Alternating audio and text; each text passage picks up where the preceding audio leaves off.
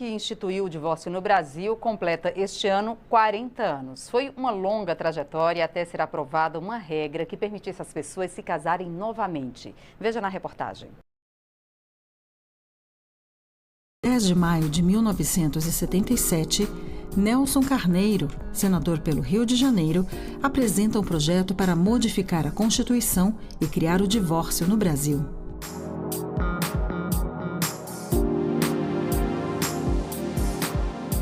Em 1951, quando é reeleito então, pela Bahia por mais 4 anos, apresentava emendas constitucionais que retiravam da expressão do texto constitucional a expressão de vínculo indissolúvel. Porque o texto dizia que a família é constituída pelo casamento. Aí a igreja, através da LEC, tinha conseguido incluir em 33 essa expressão final de vínculo indissolúvel. Eu, tirando as expressões de vínculo indissolúvel, ficava dito que a família era constituída pelo casamento. Eu sou católico, apostólico, romano, e dizia eu, para a tristeza do meu querido amigo Arro da Cama, devoto do Senhor do Bonfim. Mas, por que então essa colisão? Eu não defendia a possibilidade de extinção do vínculo matrimonial nos casamentos religiosos. Porque dizia eu, na minha pregação, na luta, que eu lutava apenas pelo rompimento do vínculo constituído no casamento civil, que não era sacramento. O Congresso Nacional se reuniu nos dias 14 e 15 de junho de 1977 para discutir e votar a emenda constitucional do divórcio. A igreja era contra o divórcio. É contra o divórcio em todos os países do mundo. Continua contra. Mas eu chamei a atenção dos meus adversários para uma realidade brasileira. No Brasil de 1947, havia um grande número de pessoas que eram apenas casadas no religioso, não eram casadas no civil.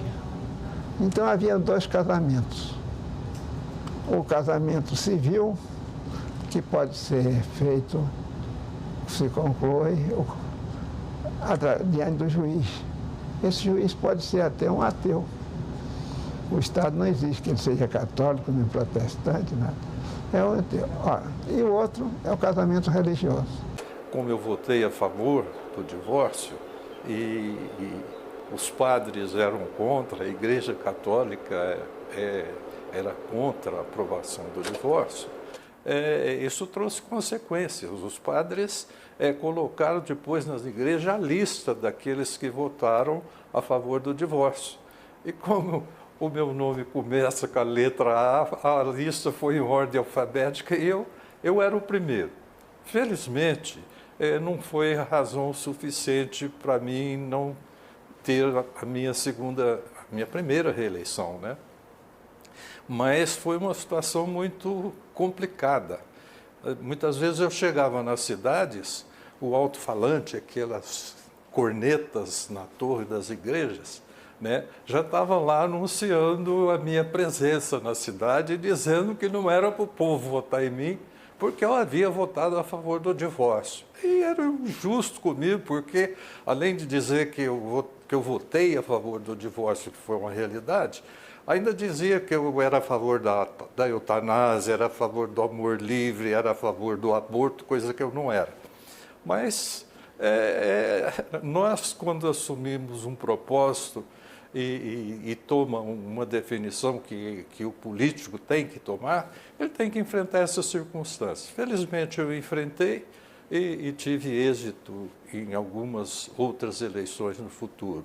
De modo que eu lutando pelo o divórcio no casamento civil, eu não afrontava a igreja, porque a igreja é quem devia liderar e conduzir o casamento religioso. Mas isso nunca foi aceito pelo Monsenhor, nem pelos seus companheiros de luta, né? Senhores, não vou discutir neste momento o problema religioso.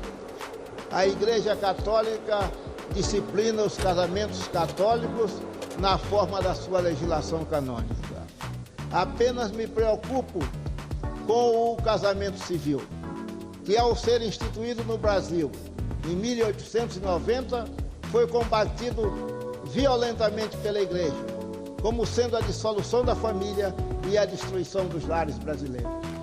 As mesmas objurgatórias lançadas hoje contra o divórcio são as mesmas que em 1890 foram lançadas contra o casamento civil. Apesar de ser pela maioria absoluta, aconteceu o seguinte: a reação ainda era muito grande. Vinha sendo amortecida, mas em todo caso era muito grande. Quando a votação foi feita do norte para o sul, e quando chegou no Pará, houve um momento de expectativa, como votaria o líder do governo.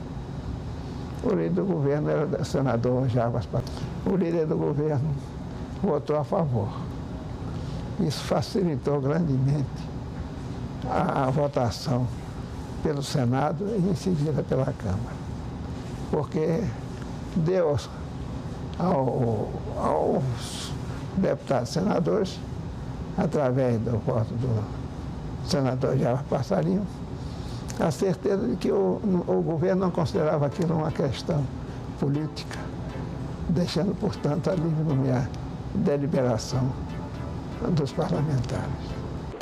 Uma proposta de emenda à Constituição precisava ser aprovada pela maioria absoluta do Congresso Nacional em 2 votações.